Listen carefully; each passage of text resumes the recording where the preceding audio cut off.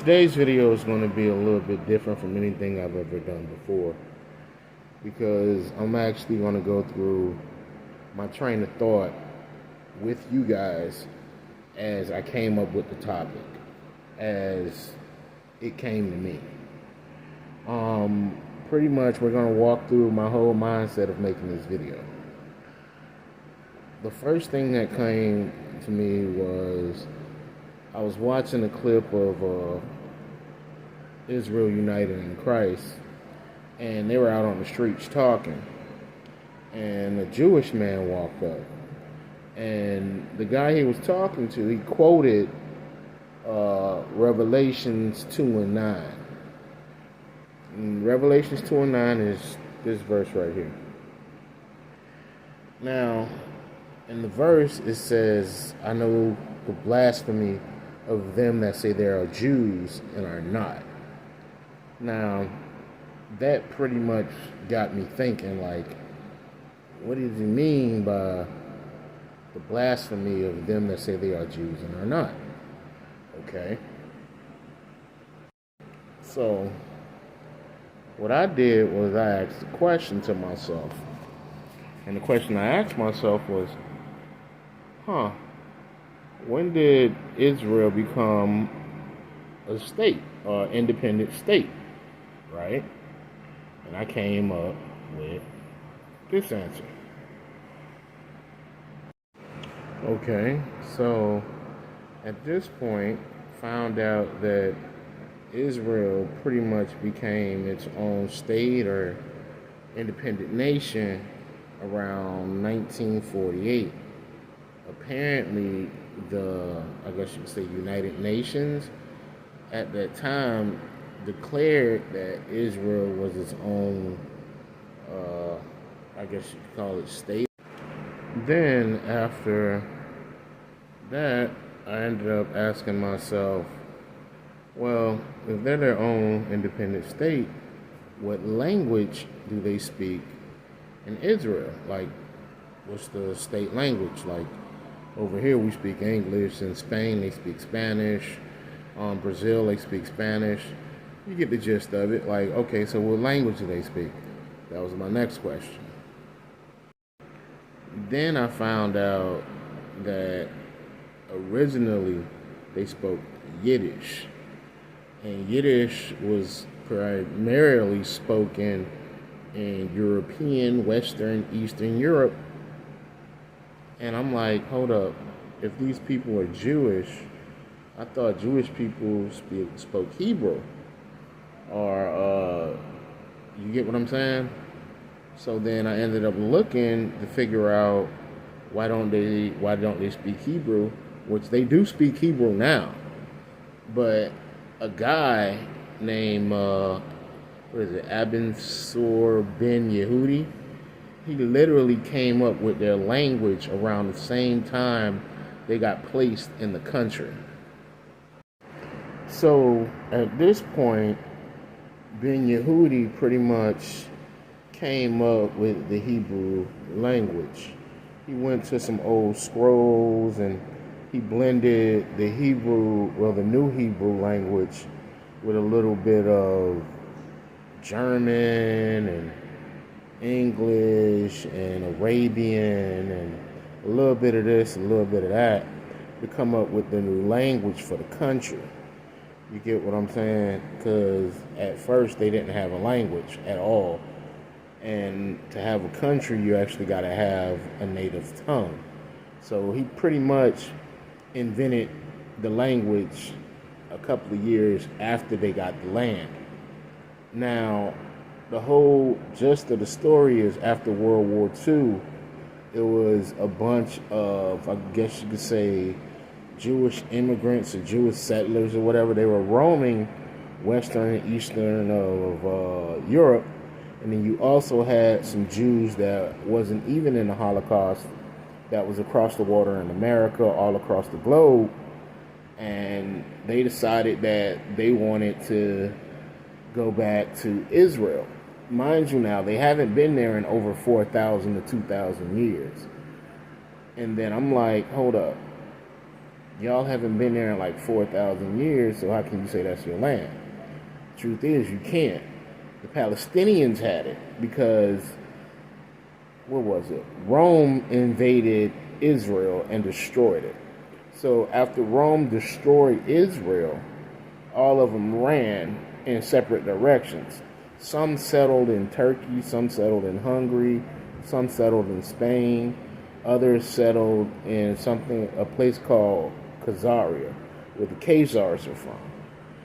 Now, when you actually make it to that area of the Khazars, it gets a little tricky because the Jewish people came from Israel, which is, let's be honest, is in a dark-skinned nation. Now, I'm going to pull up a clip from IUIC, one of their classes, explaining. Many Jews also are scattered over this region, some natives boasting themselves of Abraham's seed. It's talking about Africa. We're going to see the title, Africa. Many Jews also are scattered over this region. What region? Africa. Some natives boasting themselves of Abraham's seed, inhabiting both sides the river Niger, or Niger. Others are Asian strangers who fled thither either from the desolation of Jerusalem by Vespasian at 70 AD, or from Judea, wasted and depopulated by the Romans, Persians, Saracens, that's Muslims, and Christians, or else such as came out of Europe, whence they were banished. So it's referring to those Jews, those black Jews that were banished, those Jews that were keeping the commandments that were banished. Not all the blacks, but the ones keeping the commandments. They were banished from where?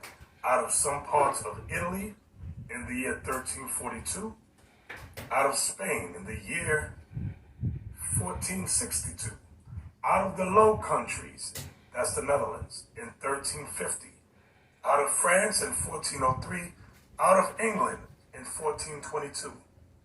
These all differ in habit and are divided into several tribes, having no dominion, though both wealthy and numerous, but despised of all nations, and so abominated by the Turks that they are not admitted to be Mohammedans unless first baptized, and then no otherwise made use of than to receive their customs and gather in their taxes.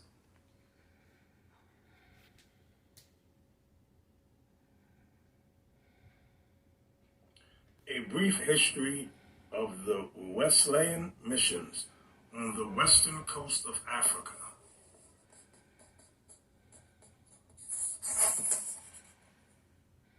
All right. This was published in 1851. You can see it right there, 1851.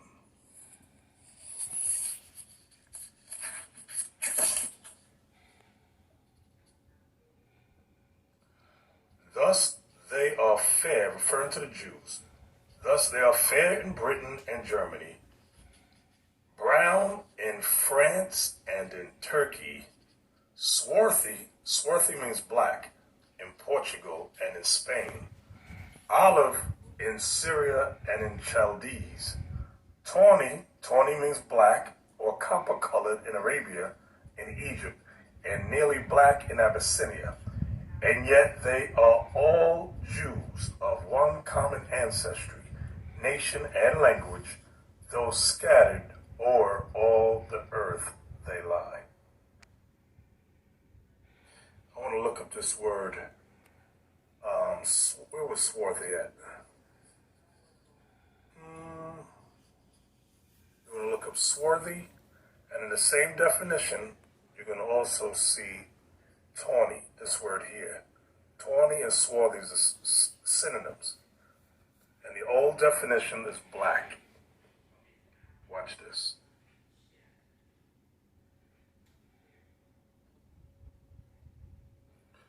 Light and Truth, collected from the Bible and ancient and modern history, containing the universal history of the colored and the Indian race. This was published in 1844. 1844.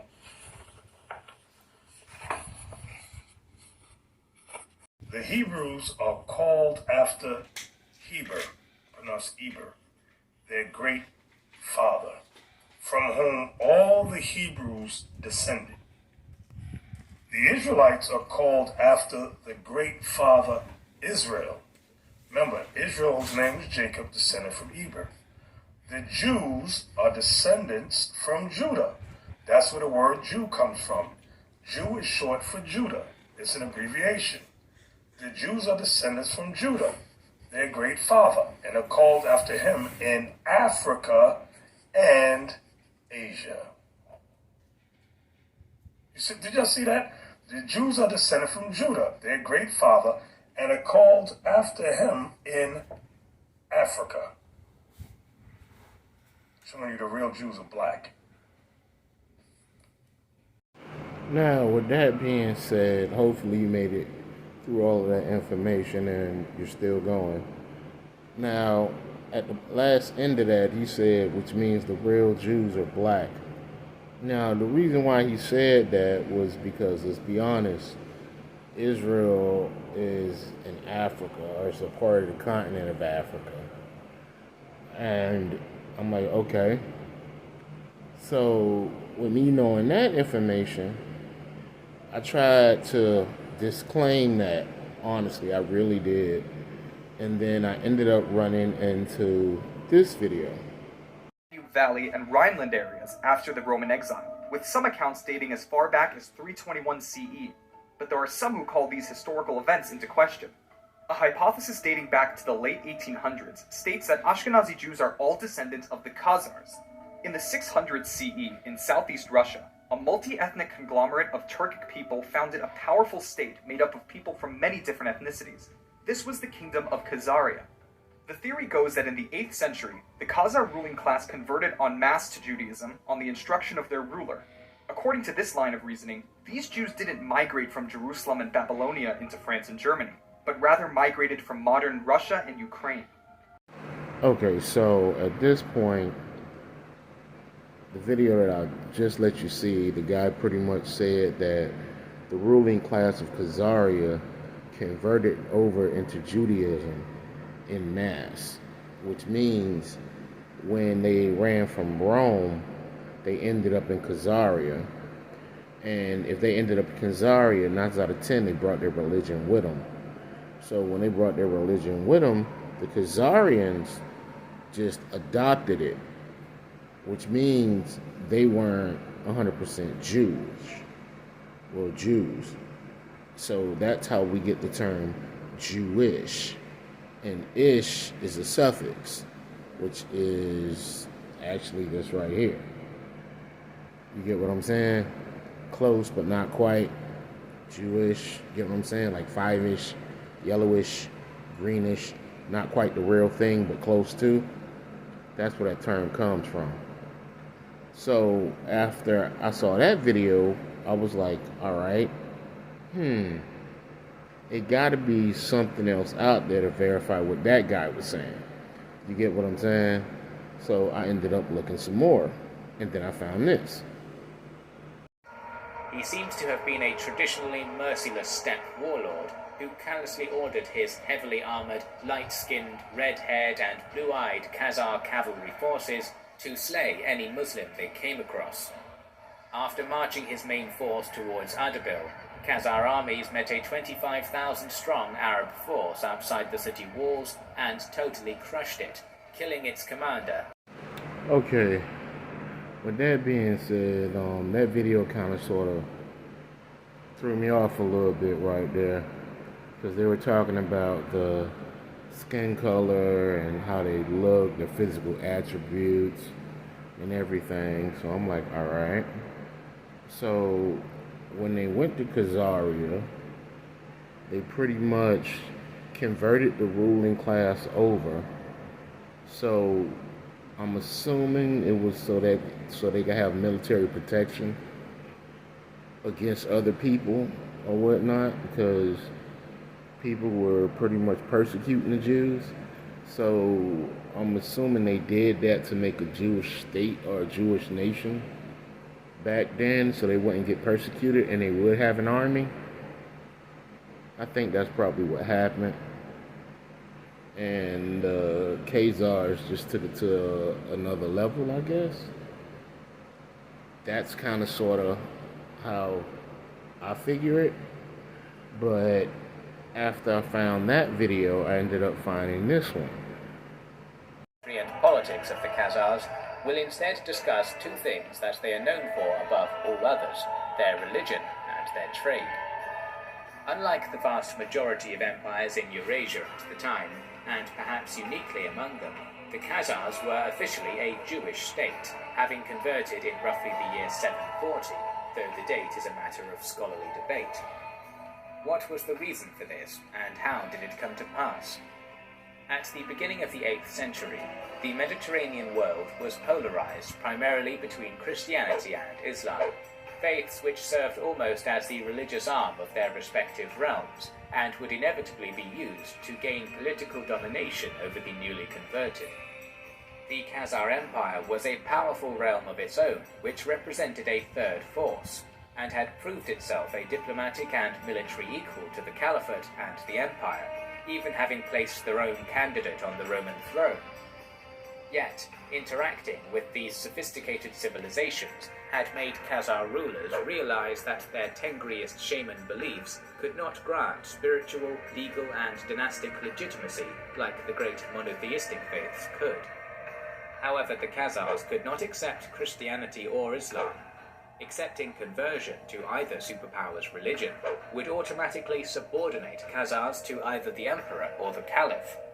So, it seemed like the only logical choice was to, as the third major power, choose the third major religion, which did not have as many strings attached: Judaism. How this happened isn't entirely certain.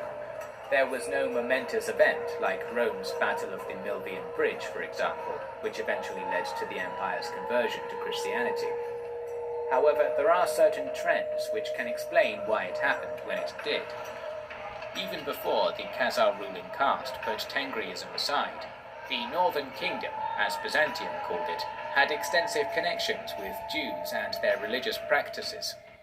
There were old prominent Jewish communities on the Crimean and Taman peninsulas, which had existed ever since Greek and Roman times, living in cities such as Panticapaeum and Phanagoria. External events in the early 700s were to increase the Jewish presence in Khazaria to an unprecedented degree. Persecution of Jews in the Byzantine Empire began in the reign of Justinian, but particularly intensified under the reigns of Heraclius and Leo III the Isaurian, the latter of whom sought to forcibly baptize and thus convert Jewish citizens to Christianity in 722. While Leo's decree was not effectively enforced, the policy led many Jews to flee from Byzantium and into Khazar lands, including from Roman possessions in Crimea. Simultaneously, the Jews also migrated into Khazaria from the Muslim world, but in far smaller numbers. The refugees which fled to Khazar lands represented themselves as bearers of an old, sophisticated, ancient culture, and were almost definitely a key factor in creating a cosmopolitan outlook of tolerance in Atil, the Khazar capital, which Arab travelers admired. It can also be speculated that Jewish missionary refugees, who also brought Byzantine arts, crafts, and superior methods of agriculture and trade, probably used this influence to persuade the inner Khazar tribes of the political and spiritual advantages of conversion to the neutral Judaism. Whatever the case, by the mid-800s at the latest, Jewish-themed Moses coins were being issued in Khazar territories, a fact which allows us to segue onto the second, stereotypically... Now, that was pretty much the end of the video. So, I'll go back to what I opened with earlier with Revelations 2 and 9. The blasphemy of them that say they are Jews and are not. I know this was kind of a long video because I was trying to explain my train of thought and pretty much walk you through how it came to me and what I found the way I found it. But make up your own decision on how you feel about it. I was just showing you the facts that I found, and I'm gonna say the same thing as I always say. Look into it. You find anything wrong with what I'm saying, verify what I'm saying, see if it's not true, see if it's true. Let me know what you think.